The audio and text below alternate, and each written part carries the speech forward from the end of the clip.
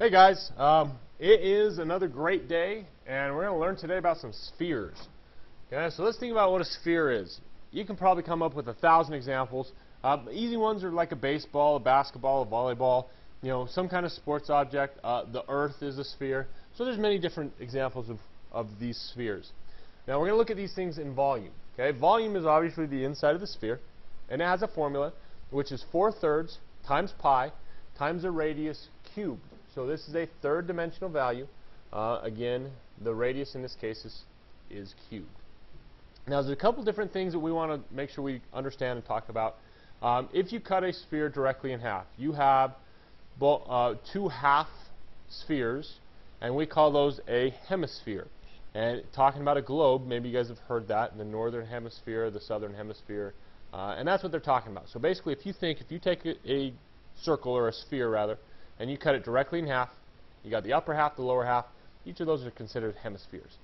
Now we also have something called the great circle, and the great circle would be essentially the face of those hemispheres. It's the circle that runs right down the center of the sphere, okay, and it always includes the center. So it's the largest circle within a sphere. All right, so knowing that, we want to be able to just understand what they're going to be asking you for. So here we go. First one says find the volume of the following. And I'll keep this formula up a little bit longer so we can get it down. It says a sphere with a radius of 15 centimeters. So we want to know what's the volume of this entire sphere. Well, you're just going straight through that formula. So the formula is 4/3 times pi times the radius, which is 15, cubed. All right, and now we just basically take this, plug it through a calculator. So 15 cubed would be 3,375. We're going to multiply that by pi, which is 10,602.9, and then we're going to multiply that by 4/3. So you take that and you multiply by 4, divide by 3, and you get a volume of 14,137.17, so in 17/100 centimeters cubed, and that would be your volume of that sphere. Okay? All right, so that's what you end up doing if it asks for you for that volume of a sphere. Now the next one is a hemisphere. And so let me rewrite this formula here so we have it handy. So it's 4/3 times pi times the radius cubed. All right, so think about what a hemisphere is. A hemisphere is half of that original sphere. So if you think about it, what we're going to end up doing is we're going to find the volume of this hemisphere, or sorry, the volume of the sphere, and then we can just cut it in half, divide by 2, and that tells you the volume of the hemisphere. So I've got 4/3 times pi times the radius cubed. Now we don't have a radius, we have a diameter. And remember, a diameter is twice the radius. So if we take 6, we divide it by 2, we get a radius value of 3. So we're going to put 3 here as our radius. Okay, so now we cube that value. So the volume would be 4/3 times pi, and then you multiply that by 3 cubed, which is 27. So we get a volume of 113.1 feet cubed. Now, that's the entire sphere.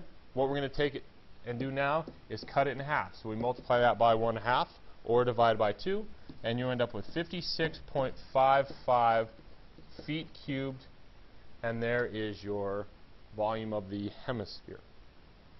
All right, hopefully that made some sense. The last one is a sphere with a great circle of 18 pi centimeters. All right, so we've got circumference. So we know area is pi r squared.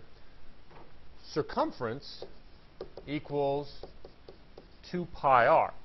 Well, how does that help us? Well, what we need for this formula, remember the formula is 4/3 times pi r cubed. That's the formula for the volume.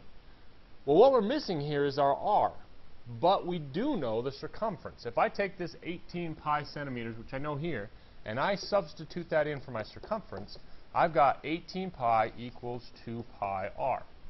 Now, solving for r, I'm going to divide everything by 2 pi. So the 2 pi's eliminate there, they become a 1. My pi's will reduce here, and 18 over 2 gives me a radius of 9. So now I know my radius is 9, and I can take and just substitute that back in to my volume equation.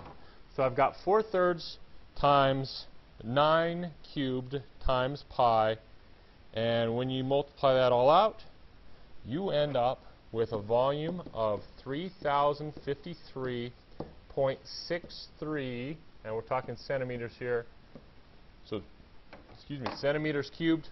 There's your final answer. All right, if you have questions, let me know, but hopefully that clears up what we're doing with spheres. Hopefully that made some sense. Contact me if you need help. Good luck on your assignment.